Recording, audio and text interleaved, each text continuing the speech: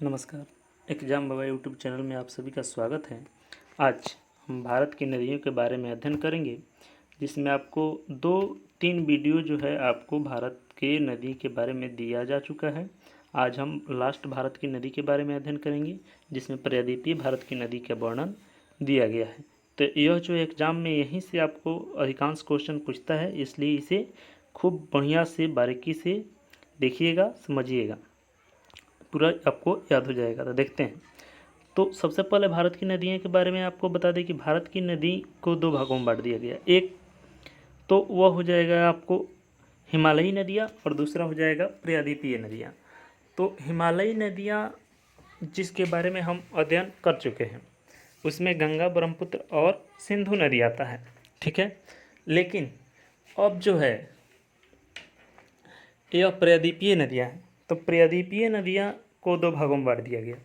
एक अरब सागर में गिरने वाली नदियाँ और दूसरा बंगाल की खाड़ी में गिरने वाली नदियाँ, ठीक है। तो हिमालयी नदियाँ भी अरब सागर और बंगाल की खाड़ी में गिरती है।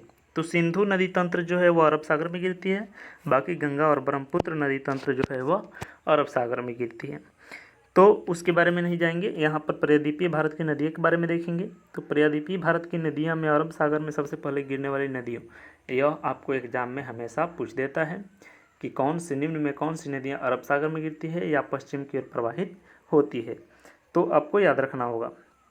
इसमें आता है साबरमती, लूनी, सोम, जाखम, जवई, नर्मदा, तापी, माही, मांडवी, भरतपुझा, इसे पुनानी भी कहते हैं, और पेरियार। ये 10 नदियाँ जो है, और बहुत सी नदी हैं, लेकिन प्रमुख नदियाँ जो है 10 हैं। ऐसे तो केरल में 44 में से 41 नदियाँ पश्चिम की ओर ही प्रवाहित होती हैं, क्योंकि यहाँ पर जो है आपको पश्चिमी घाट पर्वत में जो नदियाँ निकलती है पश्चिम की ओर केरल साइड में, वह पश्चिम की ओर ढाल है, इसलिए अधिकांश नदियाँ उधर गिरती हैं। लेकिन प्रमुख नदियों में अधिकांश नदियाँ बंगाल की खाड़ी में गिरती हैं। तो इन सभी के बारे में थोड़ा बहुत अब देख लेते हैं। सबसे पहले साबरमती के बारे में देखते हैं। तो साबरमती की उत्पत्ति जो है उदयपुर में अरावली पर्वत से निकलती है और यह खंबात की खाड़ी में जाकर गिर जाती है। इसकी टोटल लंबाई 371 किलोमीटर है। इसकी सहायक नदियों जो है लेफ्ट साइड में, एल का अर्थ होता है लेफ्ट, बाएं तरफ से मिलने वाली नदियाँ है वाकल, हरनौ, हथमती, और राइट साइड में मिलने वाली है से, ठीक है। यह साबरमती नदी जो है यह दूषित नदी है, ठीक है। सर्वाधिक दूषित नदियों में यह गिना जाता है। उसके बाद आता है लूनी। तो लूनी की उत्पत्ति जो है पुष्कर घाटी अरावली पर्वत से भी यह निकलती है और कच्छ के रण में जा कर के समाप्त हो जाती है। इसमें जो है नमक भी पाया जाता है, ठीक है। इसकी टोटल लंबाई जो है 320 किलोमीटर है। और सहायक नदियाँ में आता है जवई, सुकरी, जोजारी, ठीक है। और यह एकमात्र भारत की अंतर्वाही नदी है, ठीक है, जो अंतरिक्ष में बहती है। उसके बाद आता है सोम। तो सोम का जो उत्पत्ति है उदयपुर में बिछड़ मेड़ में होती है और इसका जो है बिनेश्वर के पास माही में जा कर के मिल जाती है। उसके बाद आता है जाखम। इसकी उत्पत्ति छोटी सादरी पहाड़ी जो प्रतापगढ़ राजस्थान में है वहाँ से होती है और यह सोम नदी में जा कर के मिल जाती है। उसके बाद जवई, यह भी अरावली पर्वत से निकलती है उदयपुर से और जा कर के लूनी नदी में मिल जाती है। तो आपको जो है साबरमती, लूनी, सोम, जाखम, जवई, ये सभी नदियाँ जो है राजस्थान की नदियाँ हैं। तो पूछ सकता है कि कौन सी नदी जो है राजस्थान में बहती है।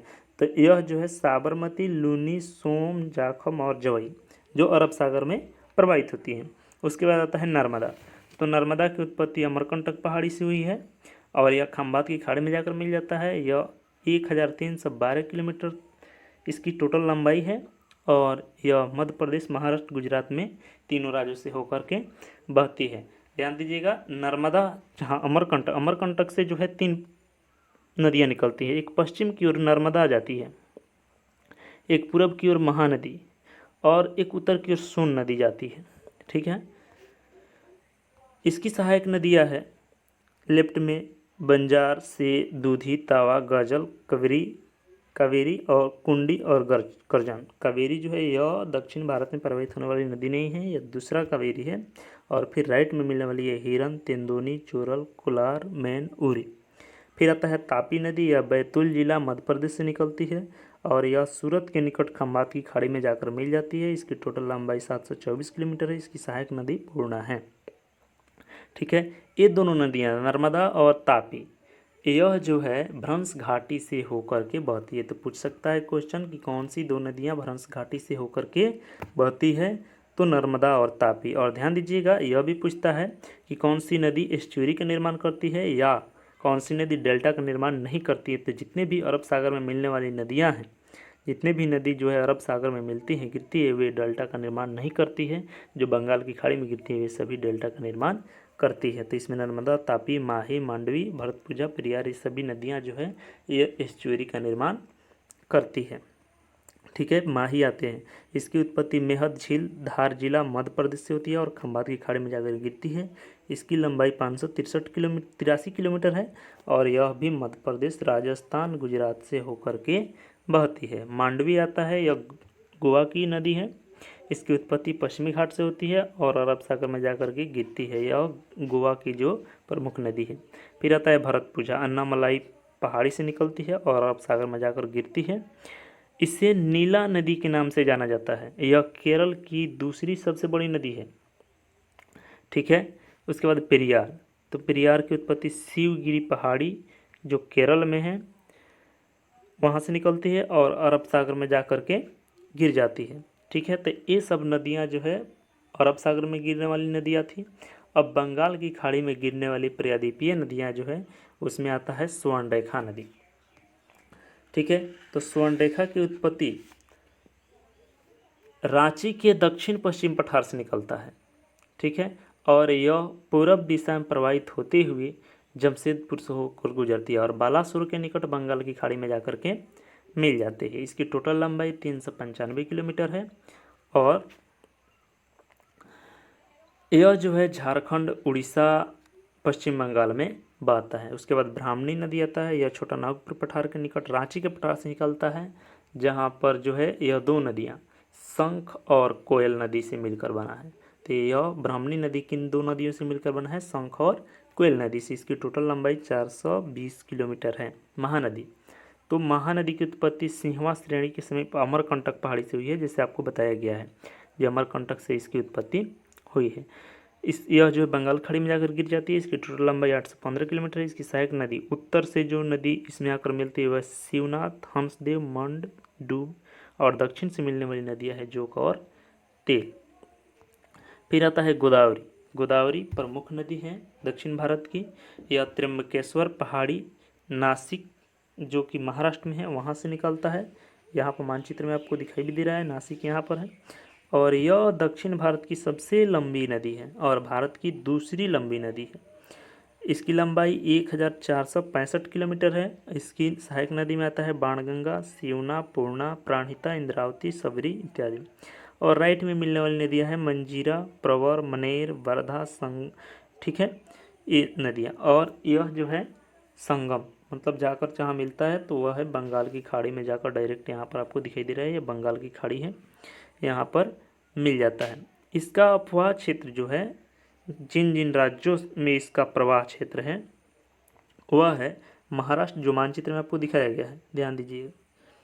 यह जो है यह है महाराष्ट्र, मध्य प्रदेश, छत्तीसगढ़, आंध्र प्रदेश, तेलंगाना, उड़ीसा और कर्नाटक, इन क्षेत्रों में इसका विस्तार है।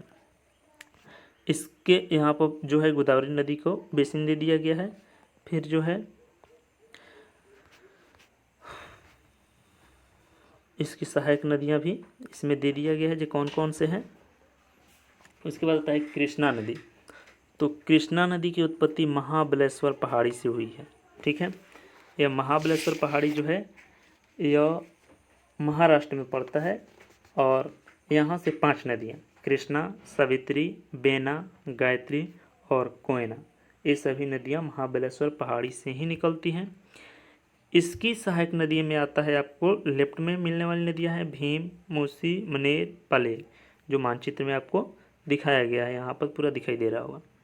उसके बाद राइट में मिलने वाली नदियाँ है वेना, कोयना, पंचगंगा, दुधगंगा, घाटप्रभा, मालप्रभा, तुंगभद्रा। तुंगभद्रा जो है इसकी सबसे लंबी सहायक नदी है।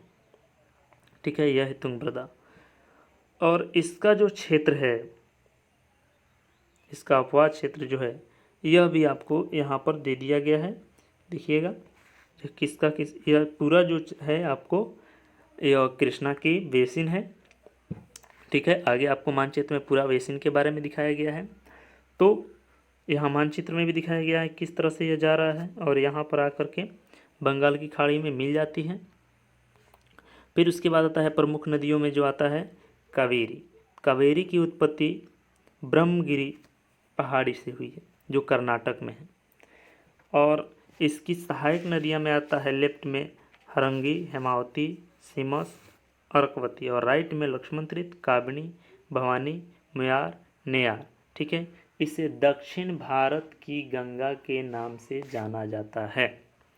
ठीक है, और इसकी लंबाई जो है 800 किलोमीटर है। तो आपसे यह भी क्वेश्चन पूछता है दक्षिण भारत की गंगा के नाम से किसे जाना जाता है, तो कावेरी को। और दक्षिण की गंगा या दक्षिण गंगा या वृद्ध गंगा के नाम से वृद्ध गंगा किसे कहते हैं, तो गोदावरी को याद रखिएगा। तो वृद्ध गंगा या दक्षिण भारत की गंगा जो हो जाएगा आपको गोदावरी है, लेकिन यह उपनाम है। कावेरी का उपनाम जो है दक्षिण भारत की गंगा। तो दक्षिण भारत की गंगा के उपनाम से किसे जाना जाता है, तो वह है कावेरी। इसमें बहुत कंफ्यूज होता है। ठीक है, अब देखते हैं कुछ प्रमुख नदियां के बारे में। तो इसमें आता है तुंगभद्रा। तुंगभद्रा जो है यह कृष्णा की सहायक नदी है। यह पश्चिमी घाट पर्वत से निकलता है। यह दो नदियों का संगम है। सबसे पहले जो है यह पश्चिमी घाट की गंगमूल जो चोटी है वहाँ से तुंग नदी निकलती है, और काडरू से जो है भद्रा नदी निकलती है, और दोनों जा कर के जब मिल जाती है तो इसे तुंगभद्रा कहा जाता है। और इसे जो है ध्यान दीजिएगा कि रामायण में पंपा के नाम से जाना जाता है। कृष्णा नदी में यह जाकर गोडिमल में जो आंध्र प्रदेश में है वहाँ पर मिल जाती है, और इसकी टोटल लंबाई जो है 331 किलोमीटर है। इसकी सहायक नदी में है मंगली और हिंद, दो प्रमुख नदियाँ हैं। ठीक है, उसके बाद आता है पेनार। तो पेनार जो है यह भी केसाव पहाड़ी कर्नाटक से निकलता है। यह केसाव पहाड़ी कर्नाटक से निकलता है जो नंदी दुर्ग श्रेणी की एक चोटी है। यह बंगाल की खाड़ी में जाकर गिर जाता है, और इसकी 597 किलोमीटर इसकी टोटल लंबाई है। सहायक नदी में आता है पाफानी, चित्रावती। ठीक है, उसके बाद आता है बाणगंगा, कदवा, पूर्णा, प्राणहिता, इंद्रावती। ठीक है, तो ये सभी नदियाँ जो है, बाणगंगा रामसेज पहाड़ी महाराष्ट्र से निकलता है, और कदवा जो है हिडोरी तालुक नासिक से निकलता है, पूर्णा अजंता रेंज से निकलता है। ये सभी महाराष्ट्र से ही निकलता है।